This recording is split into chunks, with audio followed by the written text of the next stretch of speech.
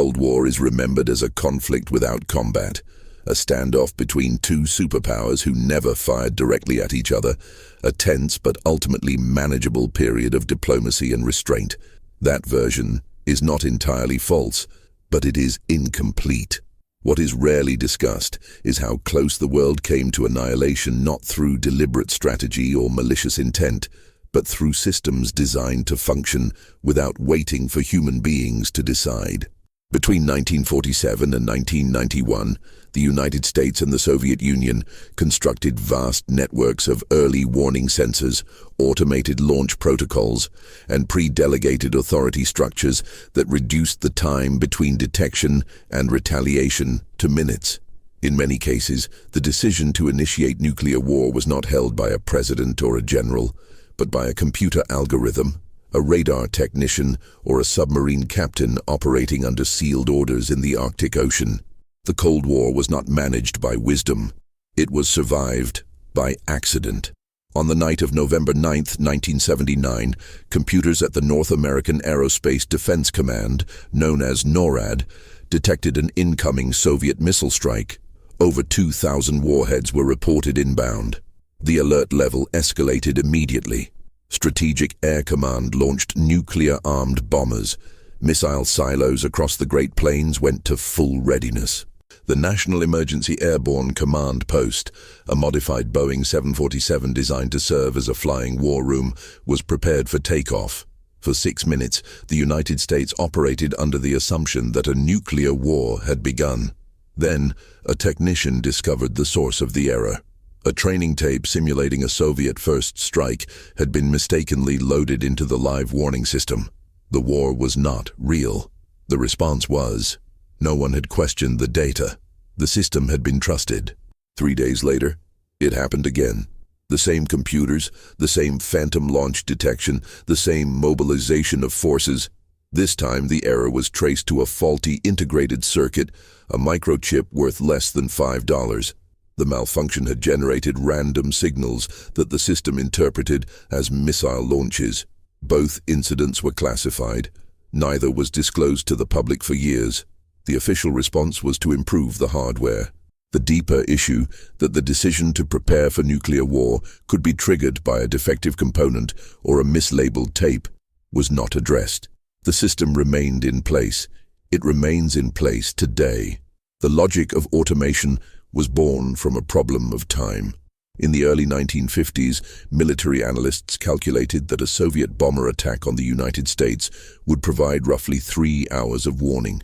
By the late 1950s, with the deployment of intercontinental ballistic missiles, that window shrank to 15 minutes. Human beings could not be relied upon to process information, consult leadership, and authorize retaliation within that margin. The solution was to remove them from the process. The Semi-Automatic Ground Environment, or SAGE, became the first nationwide computer defense network. It tracked aircraft, assigned interceptors, and calculated firing solutions without waiting for approval. SAGE was operational by 1963. It cost more than the Manhattan Project. Its computers occupied entire buildings and required constant cooling to prevent overheating. Operators sat at consoles displaying radar data in real time, but their role was supervisory. The system made the decisions. The humans confirmed them. SAGE was followed by more sophisticated networks. The Ballistic Missile Early Warning System, deployed across Greenland, Alaska, and the United Kingdom, used phased array radars to detect launches within seconds. These radars fed data directly into command centers designed to function autonomously in the event of a decapitation strike. If Washington were destroyed, if the president and the chain of command were eliminated, the retaliation would continue. Pre-delegated authority was distributed to military commanders in the field. Submarine captains carried sealed orders authorizing the use of nuclear weapons under specific conditions. Bomber pilots were briefed on fallback targets if communication with command was lost. The system was designed to survive its own leadership. The Soviet Union adopted similar measures. Their early warning network, codenamed OKO, relied on satellites to detect the infrared signatures of missile launches. The data was processed by a system called perimeter, which Western intelligence referred to as dead hand. Perimeter was designed to ensure retaliation even if the Soviet leadership was annihilated. If certain conditions were met, communication lost, seismic sensors detecting nuclear detonations on Soviet soil, radiation levels spiking, the system could autonomously order a counterstrike. It would transmit launch codes to remaining missile silos and mobile launchers without requiring human confirmation. Dead hand was not a fail-safe. It was a guarantee. The Soviet Union would not be destroyed without taking the world with it. On September 26, 1983, a Soviet early warning satellite detected 5 intercontinental ballistic missiles launched from the United States. The system classified the attack as real. Protocol required immediate reporting to Soviet military command, which would then inform the General Secretary, who would authorize retaliation. The officer on duty that night was Lieutenant Colonel Stanislav Petrov. He had minutes to decide. The detection appeared legitimate.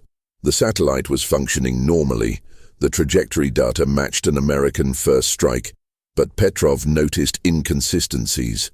A real attack, he reasoned, would involve hundreds of missiles, not 5. The system might be wrong. He reported the alert as a false alarm. He did not follow protocol. He made a judgment. Later analysis confirmed that the satellite had misinterpreted sunlight reflecting off clouds as missile exhaust plumes. Petrov was correct. He was also reprimanded. His decision to override the system was seen as a deviation from procedure. He was reassigned. The incident was classified. The world learned of it only after the Soviet Union collapsed. Petrov's decision is often cited as an example of human intuition preventing disaster. But the lesson is not reassuring. The system did not fail because it was poorly designed. It failed because it was designed exactly as intended. It detected an anomaly, classified it as a threat, and escalated the response. Petrov's refusal to follow protocol was the exception, not the rule. Most officers would have reported the alert as real. Most would have trusted the system. The fact that one individual chose not to is not evidence of resilience. It is evidence of luck. Automation was not limited to missile detection. The deployment of nuclear weapons relied on systems that minimized human involvement at every stage. The Permissive Action Link, or PAL, was a coded locking mechanism installed on American nuclear warheads to prevent unauthorized use. For years, the code on many warheads was set to all zeros, 8 zeros. This was not an oversight. It was intentional. Military planners believed that requiring a complex code would delay launch in a crisis. The risk of unauthorized use was considered less dangerous than the risk of slow response. The code remained all zeros until the 1970s. During that time, thousands of warheads could be armed by anyone with access, and the knowledge that the code was not actually a code. The Soviet Union faced similar problems. In 1961, a strategic rocket forces officer named Valentin Bondarenko was undergoing training in a low-pressure oxygen chamber. He removed medical sensors from his body and cleaned his skin with alcohol-soaked cotton. When he discarded the cotton, it landed on a hot plate. Fire erupted instantly. In the oxygen-rich environment, the flames consumed everything. Bondarenko suffered burns over most of his body. He died within hours. The incident was classified. Soviet leadership feared it would undermine confidence in the space program. The details were not disclosed until 1986. The lesson was not applied. Similar oxygen-rich environments were used in later Soviet spacecraft. The same type of fire killed 3 American astronauts aboard Apollo 1 in 1967. The Soviet silence had prevented the Americans from learning from Bondarenko's death. The systems remained flawed because the information never circulated. Nuclear submarines operated under conditions that required even greater autonomy. During the Cuban Missile Crisis in October 1962, the U.S. Navy deployed air-dropped depth charges to force Soviet submarines to surface. The submarines had been submerged for days. Conditions on board were deteriorating. Air quality was poor. Carbon dioxide levels were rising. The crews were exhausted. One of the submarines, designated B-59, was armed with a nuclear-tipped torpedo.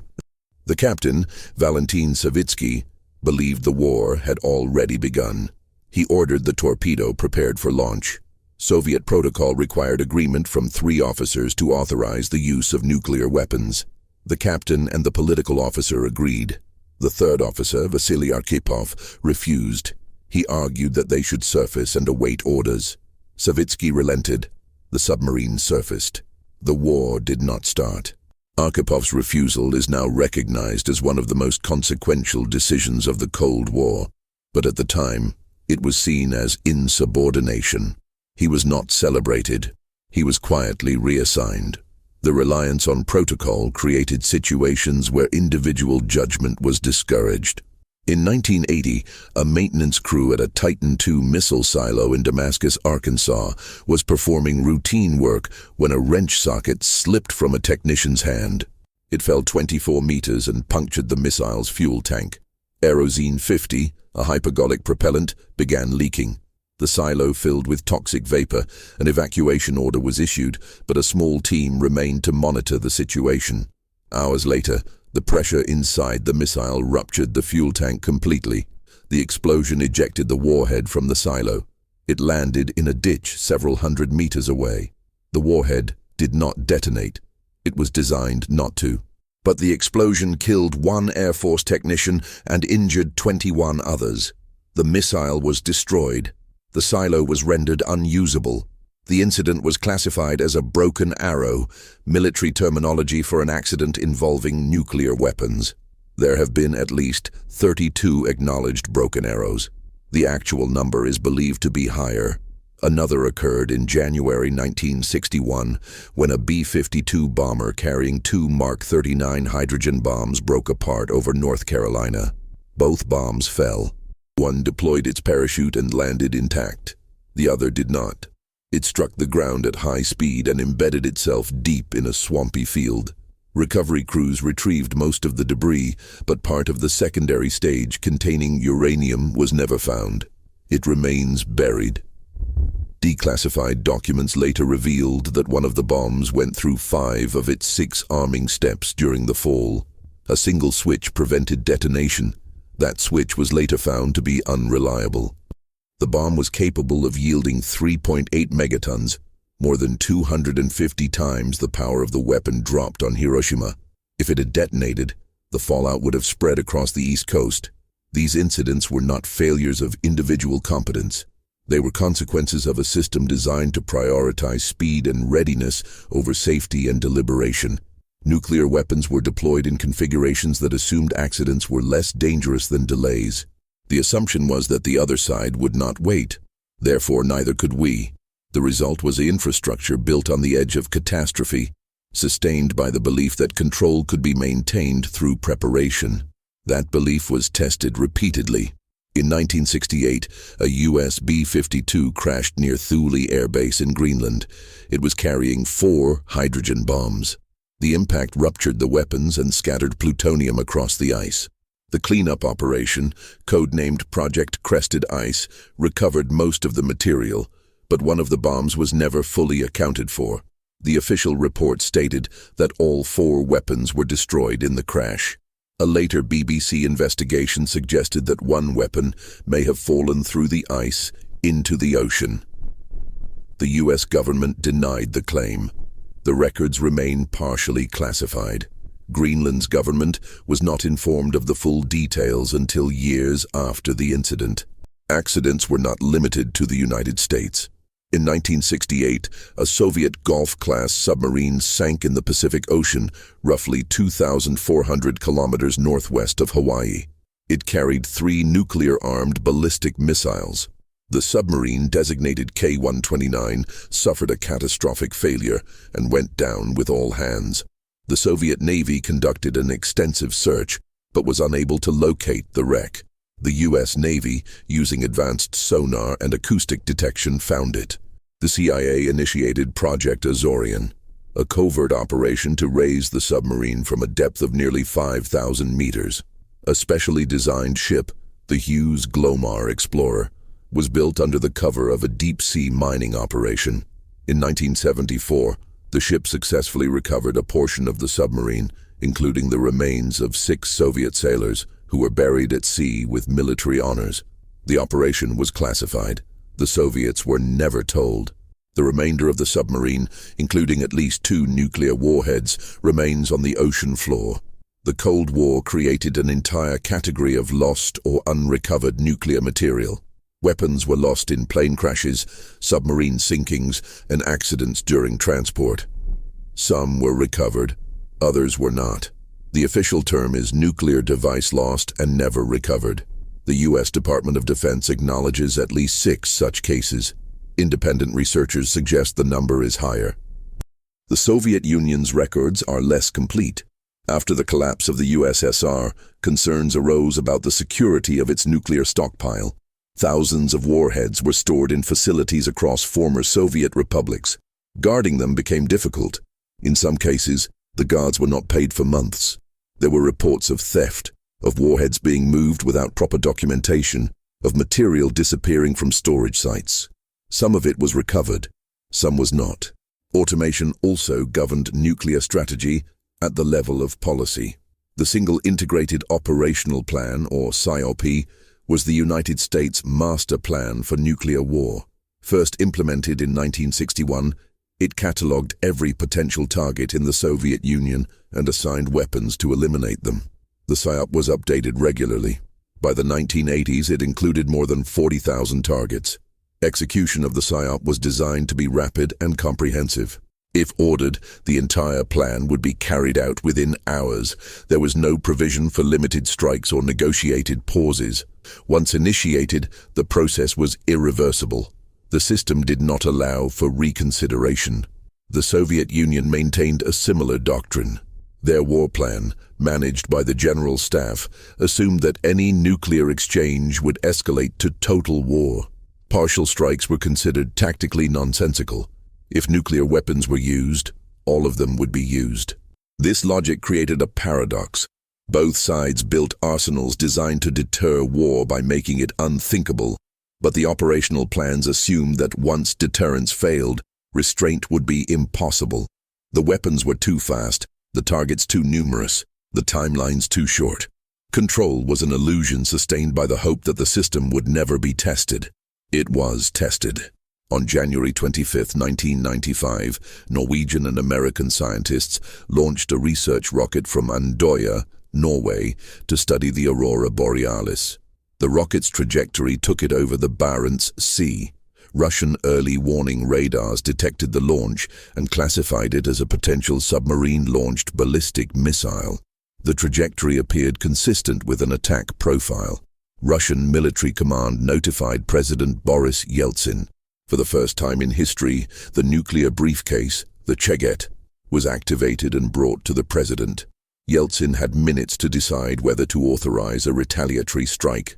Russian protocol allowed for launch on warning, the immediate use of nuclear weapons upon detection of an incoming attack without waiting for detonation.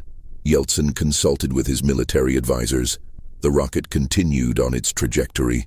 Then it turned. It was heading out to sea, not inland. The alert was downgraded. The briefcase was closed. The incident lasted less than 8 minutes. Norway had notified Russia of the launch in advance, but the message had not reached the radar operators. The system had functioned as designed. The problem was that the design assumed perfect information. It did not. These near misses reveal a deeper structural reality. The Cold War was not managed by leaders who maintained control over events. It was managed by systems designed to function without them. The automation of nuclear response was not a failure of planning. It was the plan. Military strategists understood that human decision-making was slow, inconsistent, and vulnerable to emotional interference. Machines were faster and more reliable. The risk of error was considered acceptable compared to the risk of hesitation. This logic extended beyond weapons. Intelligence gathering, threat assessment, and operational planning were all increasingly delegated to automated systems. Satellites monitored troop movements and relayed data to computers that generated threat assessments without human interpretation. Signals intelligence was processed by algorithms that identified patterns and flagged anomalies. The role of analysts was not to make decisions, but to confirm what the machines had already concluded. The most disturbing aspect of this automation was its invisibility. The public was not aware of how much control had been ceded to systems that operated in the background.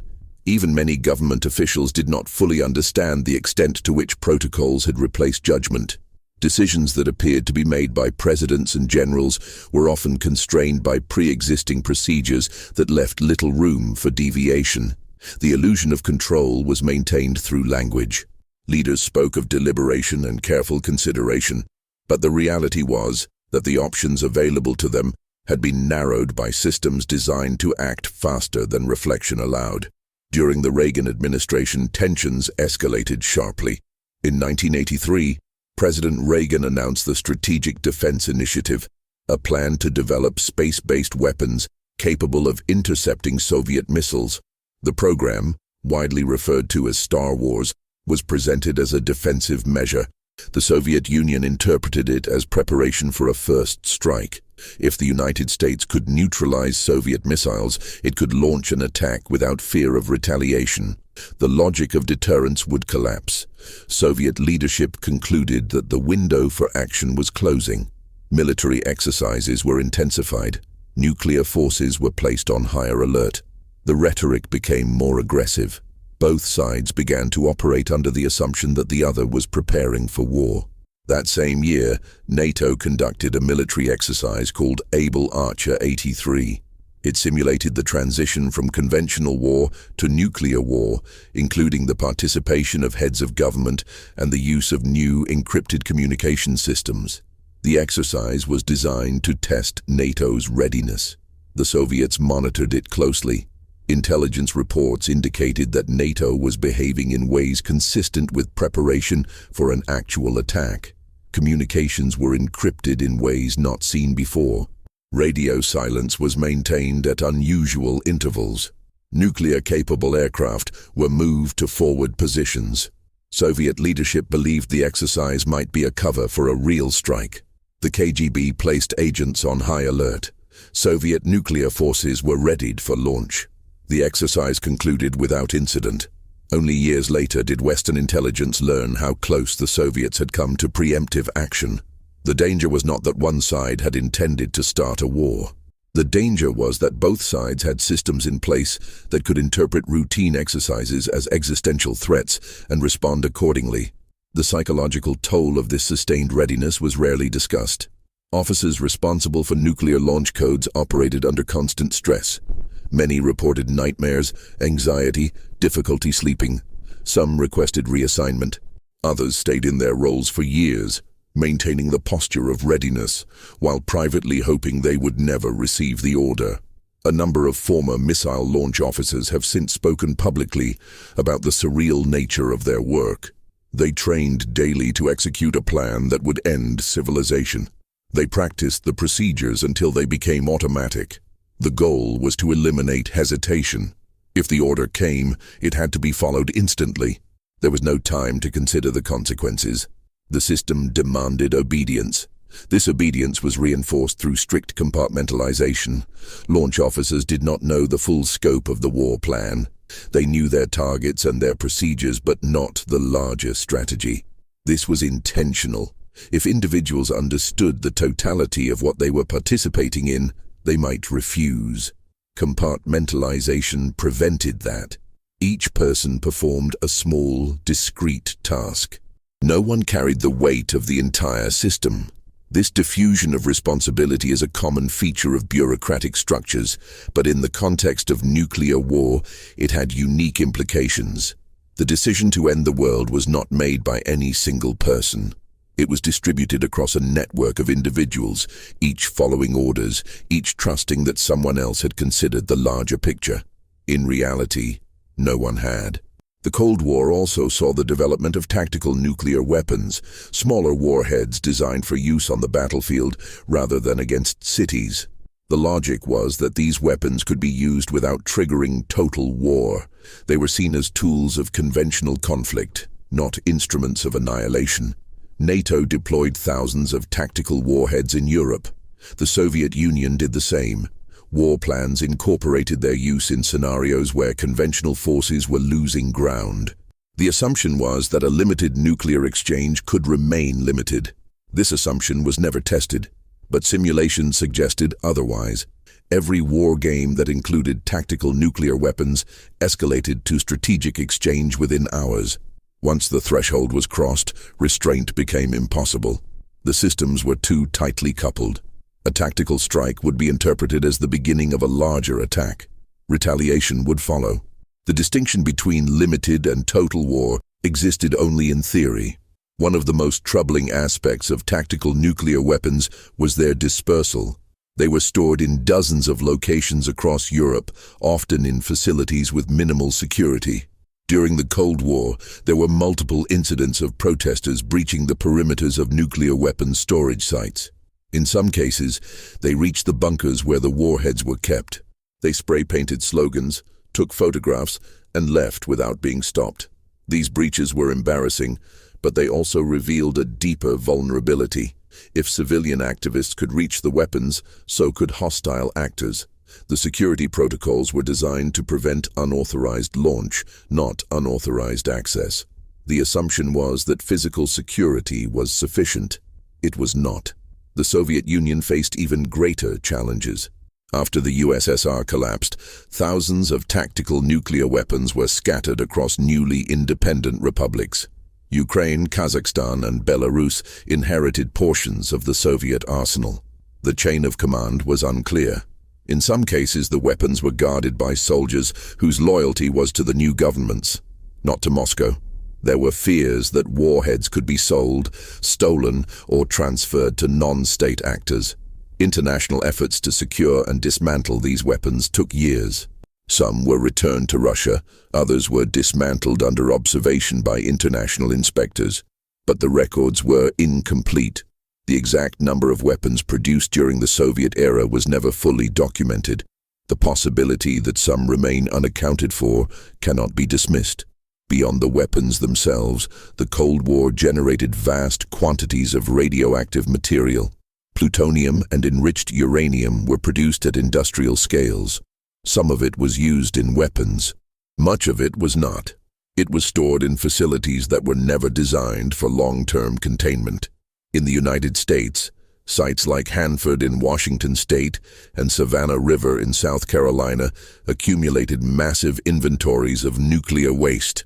Cleanup efforts have been ongoing for decades. They are expected to continue for decades more. The cost is measured in hundreds of billions of dollars. In Russia, the situation is worse. Facilities like Mayak in the Ural Mountains were used to produce plutonium for Soviet warheads. Waste was dumped into rivers and lakes. In 1957, a storage tank containing radioactive waste exploded, releasing radiation over thousands of square kilometers. The incident, known as the Kishtim disaster, was concealed from the public. Residents were not evacuated immediately. Many suffered radiation sickness. The area remains contaminated. It is one of the most polluted places on Earth.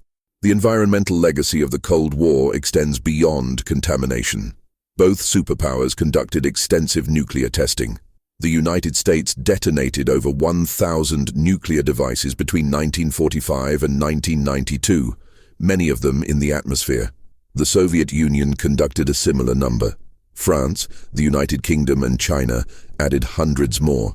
The cumulative effect was the dispersal of radioactive isotopes across the globe. Strontium-90 and cesium-137 entered the food chain. They were detected in milk, vegetables, and human tissue. The health consequences are still being studied. Cancer rates in communities near test sites are elevated. Thyroid disorders, leukemia, and birth defects have been linked to exposure. The tests were justified as necessary for national security. The harm was classified as acceptable.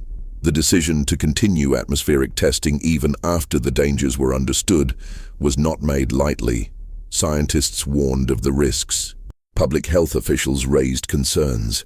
But military planners argued that the data gathered from atmospheric tests could not be obtained in any other way. Underground testing was less informative. Laboratory simulations were insufficient. The weapons had to be detonated in conditions that replicated actual use. The decision to prioritize weapons development over public health was made at the highest levels of government. It was not concealed. It was simply not discussed. The tests continued until political pressure, driven by growing public awareness, forced a change. The Partial Test Ban Treaty of 1963 prohibited atmospheric testing. Underground tests continued until the Comprehensive Nuclear Test Ban Treaty was opened for signature in 1996. That treaty has not yet entered into force. 8 countries, including the United States and China, have not ratified it. Testing has not occurred for decades, but the legal framework to resume it remains intact. The Cold War also saw the proliferation of nuclear technology to additional states. The United States shared reactor designs and enriched uranium with allies under the Atoms for Peace program.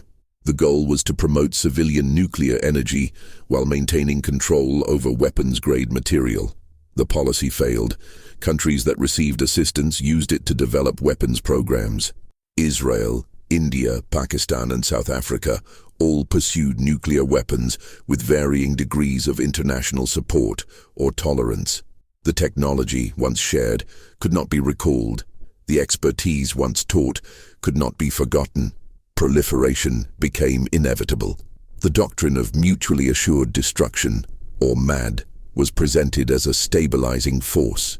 If both sides knew that any use of nuclear weapons would result in their own annihilation, neither would use them. The logic was sound in theory. In practice, it required perfect rationality from all actors at all times. It assumed that leaders would never miscalculate, that systems would never fail, that accidents would never be misinterpreted as attacks. It assumed that the humans and machines responsible for managing the arsenals would function flawlessly under conditions of extreme stress. These assumptions were tested hundreds of times during the Cold War. They held, but only barely. The closest the world came to nuclear war may have been during the Cuban Missile Crisis, but the most sustained danger came from the routine operation of the systems themselves. Every day, radar operators monitored screens for incoming missiles. Every day, submarine captains checked sealed orders. Every day, bomber crews sat on alert, ready to launch within minutes. The system was always active. The danger was always present. It was not dramatic. It was bureaucratic. The threat of annihilation was managed through procedure, protocol, and the assumption that nothing would go wrong. When things did go wrong, when radars malfunctioned or submarines lost contact or training tapes were loaded into live systems, the mistakes were caught. But not because the system was designed to catch them. They were caught by individuals who hesitated, who questioned, who violated protocol. The system survived because of its weakest link, the human beings who refused to trust it completely. After the Cold War ended, many of the systems remained in place. Early warning networks were updated, not dismantled. Launch protocols were refined, not abandoned. The arsenals were reduced, but thousands of warheads remain operational. The submarines still patrol. The missiles still sit in silos. The command centers still monitor. The difference is that the justification has changed. The Soviet Union no longer exists, but the infrastructure built to oppose it does. It has been repurposed, redirected toward new threats, but the underlying logic remains. The world is still one malfunction, one misinterpretation, one unauthorized action away from catastrophe. The Cold War ended, but the systems that sustained it did not. They continue to function, waiting for the moment they are needed, ready to act without waiting for judgment.